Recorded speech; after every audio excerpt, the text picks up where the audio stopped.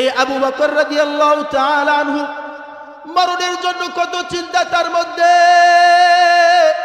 তার মরণের ভয় কত। প্রতিদিন রাতের বেলায় তিনি জান্নাতুল বাকির মধ্যে কবরের পাশে দাঁড়াইয়া হাউমাউ করে কাঁদতে থাকতেন। তার কান্নার কারণে গ্রামবাসীরা ঘুমাইতে পারতো না।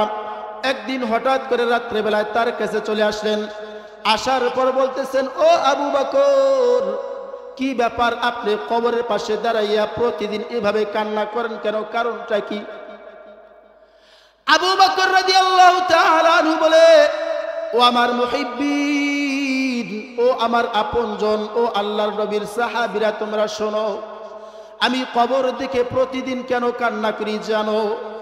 এই যে কবর আমার সামনে দেখা যায়, এখানে কত কবর, এখানে যারা শুয়ে আছে, আমি তাদের সাথে একটা সময় যুদ্ধ করেছি। তাদের সাথে এমন একটা সময় আমার ছিল, এক জায়গার মধ্যে দাঁড়াইয়া নামাজ পড়েছি।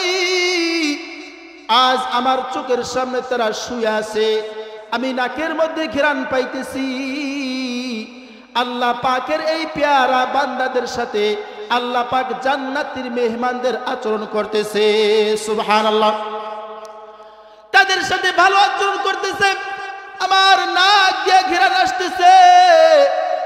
এই যে আমি আজকে চোখের সামনে কবরগুলা দেখতেছি, আমি যখন ইন্তেকাল করব না জানি আমার কি অবস্থা হবে। এই কবর আমাকে ছাড়তে দেবে না, বড় কঠিন বিপদে পড়ে যাব। এই কবর আমার সাথে কিরকম আচরণ করবে আমি জানি না। এজন্য কবর দেখে কান্না করি। ও মুসলমান জাতি, আমি আপনাদেরকে জিজ্ঞাসা করতে চাই, যে নাকি আশারায়ে মুবাশশিরা একজন বড় সাহাবী, যাকে নাকি আল্লাহ পাকের পেয়ারা বান্দা হিসেবে গ্রহণ করা হয়, নবীর পরে উম্মতের মধ্যে সবচেয়ে দামি মানুষ যিনি, তার নাম হচ্ছেন আবু বকর। তিনি এমন একজন মানুষ, জান্নাতি 8টা দরজা তাকে ডাকতে থাকে। এই আবু বকর যদি কবরের চিন্তায় হাউমাউ করে কাঁদতে থাকে, তাহলে আমার আপনার কবরের চিন্তা করা দরকার আছে না নাই? আরো জোরে বলেন, আছে না নাই? ও বাজান, মনের কথা বলতে গেলে মনের মানুষ লাগে, ভাবের কথা বলতে গেলে ভাবের মানুষ লাগে, রসের কথা বলতে গেলে রসিক মানুষ লাগে, ঠিক কিনা বলেন?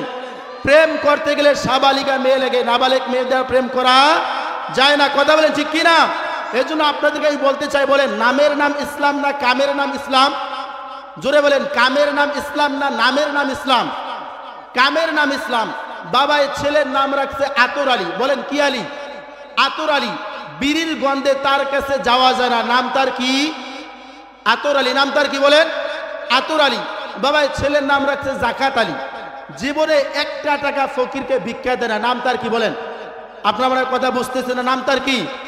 জাকাত আলী। ঢাকা শহরের মধ্যে একটা জায়গার নাম আছে মহাখালী, বলেন কি খালি? যারা ঢাকায় গেছেন তারা জানেন মহাখালী। অথচ এই ঢাকার মধ্যে পা ফেলার মতন জায়গা নাই, নাম তার কি? মহাখালী। আমাদের ঘরের মধ্যে মা বোনদের নাম রাখা আছে আয়েশা, সিদ্দিকা, ফাতেমা। অথচ এই মা বোনটা এক বেলা টিভি না দেখলে তার পেটের ভাত হজম হয় না, এমন মা বোন আমার ঘরের মধ্যে আছে না নাই? চিল্লা বলেন, আছে না নাই? এই জন্য নামের নাম ইসলাম না কামের নাম ইসলাম? কামের নাম ইসলাম। শুধু ওয়াজ শুনলাম এক কান দিয়া আর এক কান দিয়ে বের করে দিলাম, এর দ্বারা কোনো ফায়দা আছে? বলেন বাজান, আছে? এই জন্য আজকে আমরা এখানে শুরুর মাহফিল যদি আসছি, অনেকক্ষণ থেকে শুরু হয়ে গেছে। এই আল মুসলিম ফাউন্ডেশন একটা বড় একটা আয়োজন করছে আপনাদের মঙ্গলের জন্য, সবার জন্য উপকারের জন্য একটা কাজ করা হয়েছে। এখন এখান থেকে আমরা কি শিক্ষা নিতে পারি? এখান থেকে 1 নম্বর শিক্ষা হচ্ছে এই জীবন, এই কোরআন। এই কোরআনটা কার কিতাব বলেন তো দেখি? আরো একটু বলেন তো দেখি, কার কিতাব? জোরে বলেন তো, ইয়া আল্লাহ, সুবহানাল্লাহ, আলহামদুলিল্লাহ, লা ইলাহা ইল্লাল্লাহ, আল্লাহু আকবার। এই কোরআনের মধ্যে কোনো ভুল আছে নাকি? জোরে বলেন, আছে নাকি? যালিকাল কিতাবু লা রাইবা ফীহি।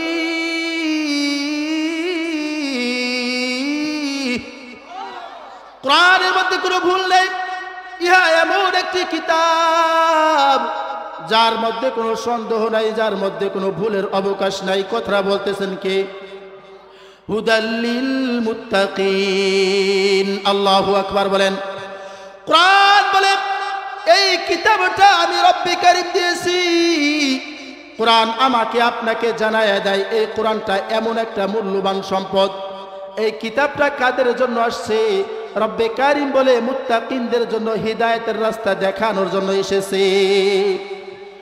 এই কোরআনটা যারা মানবে আল্লাহ পাক বলে তাদেরকে জান্নাতের পথ দেখাবে।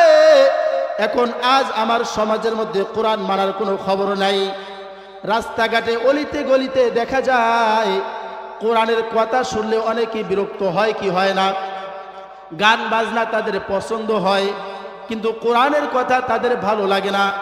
কয়েকদিন আগেও আমরা শুনেছি আজান কানের মধ্যে বিরক্ত লাগে। আমরা এই মুসলমান জাতি, অথচ মুসলমানের যেই কাজ এক নাম্বার কাজ হচ্ছে কার প্রতি ঈমান আনা।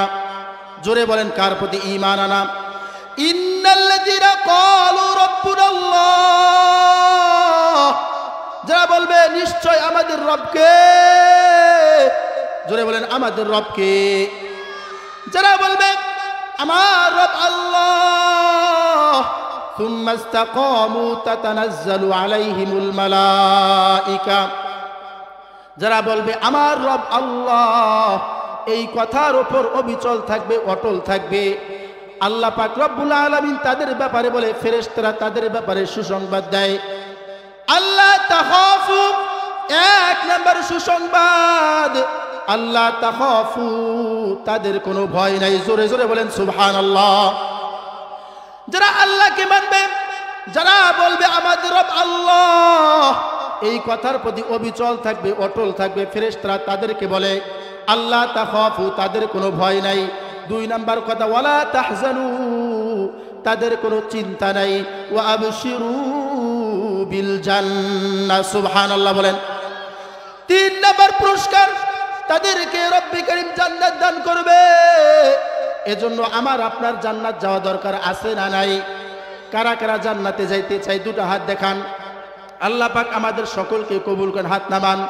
বাজান, এই জান্নাতে যাইতে হলে দুটা কাজ করা লাগবে। কয়টা কাজ? জোরে বলেন, কয়টা কাজ? এক নাম্বার কাজ ঈমান আনা, দুই নাম্বার কাজ আমল করা। বলেন এক নাম্বার কাজ কি? জোরে বলেন, এক নাম্বার কাজ কি? আরো জোরে হয় নাই, আরো জোরে বলেন। এক নাম্বার কাজ ঈমান আনা, দুই নাম্বার কাজ আমল করা। এই যে আমি রব্বে কারীমের প্রতি ঈমান এনেছি, সেই ছোট্টকাল থেকে ঈমান আনছি, নামাজ পড়ি, কোরআন পড়ি, সব কিছু ঠিক আছে, কিন্তু আজ আমার মধ্যে আমল নাই। বলেন ঠিক বললাম না ভুল বললাম? এই জন্য আমি যদি আল্লাহকে না দেখে বিশ্বাস করেছি, ঈমান এনেছি, তাহলে রব্বে কারীমের প্রতি পরিপূর্ণ ঈমান আনা দরকার আছে না নাই? বাজান, কেন ঈমান আনবো না? আমাকে তো যাওয়া লাগবে।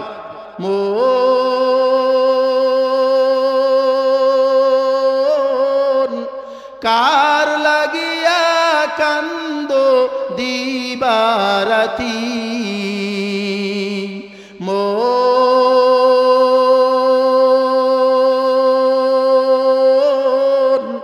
কার লাগিয়া কান্দো দিবারাতি। ভেবে দেখো কেউ হবে না তোমার সঙ্গের সাথী, কার লাগিয়া কান্দো দিবারাতি।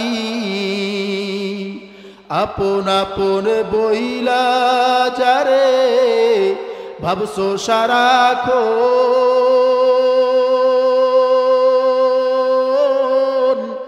আসলে তো কেউ নয় তারা, কেউ নয় রে আপন। ঠিক কিনা বলেন? আপন আপন বইলা যারে ভাবছো সারাক্ষণ,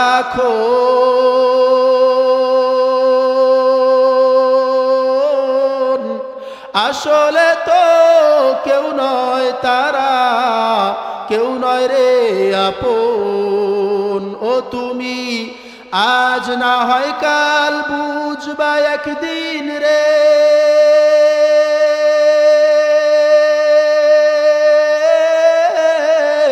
নিভিলে জীবন বাতি।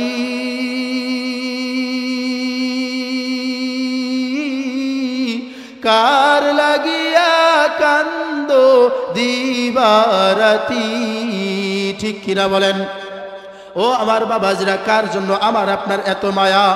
সব কিছু আমাকে ছেড়ে চলে যাওয়া লাগবে। এই দুনিয়ার মধ্যে আমার কেউ আপন না। রব্বে কারিম বলে, দুনিয়ার মধ্যে আজকে তুমি যাদেরকে আপন আপন বলে ডাকো, এরা কেউ কিন্তু তোমার আপন না, সবাই তোমার পর, সবাই তোমার পর। ইয়াউমা ইয়াফিরুল মারউ মিন আখিহি, আল্লাহ পাক বলে কিয়ামতের দিন ভাই ভাই থেকে পলায়ন করবে। আজকে দুনিয়ার জমিনে আমি আপনি দেখি ভাই আমার কত আপন, আমার জন্য কত মায়া, কিন্তু ঠিক দুনিয়ার মধ্যেই দেখা যাবে জমি যখন ভাগাভাগি করা হয় ভাইয়ের আসল পরিচয় পাওয়া যায়। ঠিক কিনা বলেন? দুনিয়ার মধ্যে দেখা যায়, দুনিয়ার মধ্যে যদি জমিন ভাগাভাগি করা হয় ভাইয়ের আসল পরিচয় পাওয়া যায়। এজন্য আল্লাহ পাক বলে ও উম্মিহি ও আবি, কিয়ামতের দিন মা বাবা অস্বীকার করে ফেলবে। ও সাহিবাতিহি ও বানি, স্ত্রী সন্তান অস্বীকার করে ফেলবে। আজ আমরা দুনিয়ার মুখে দেখি সবাই অস্বীকার করবে। আল্লাহ পাক বলে আজ দুনিয়ার মধ্যে দেখি আমাদের বাবারা বলে আমরা কিয়ামতের দিন সুপারিশ করব। এরকম কথা বলে কি বলে না? বাজার বাংলাদেশের মানুষের তো বাবার অভাব নাই। ল্যাংটা বাবা, খাজা বাবা, কুত্তা বাবা আছে না নাই? বাবার অভাব নাই।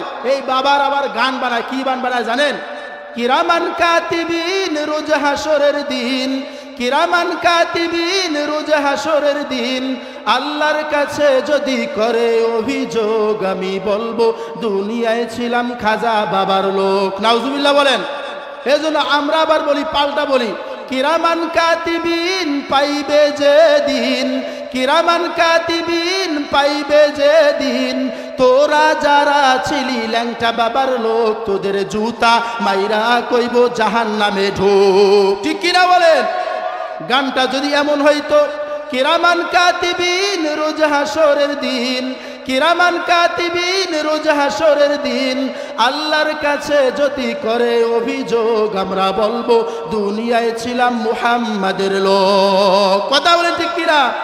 रोज़ महशर में जब हमें ले के जाएगा, मैं रो रो के कह देगा कि हम उम्मतू मुहम्मद का, साहिल से लगेगा कभी मेरा वे ज़बीना, साहिल से लगेगा कभी मेरा वे ज़बीना, देखेंगे कभी शौक़ से मक्का व मदीना, देखेंगे कभी शौक़ से मक्का व मदीना।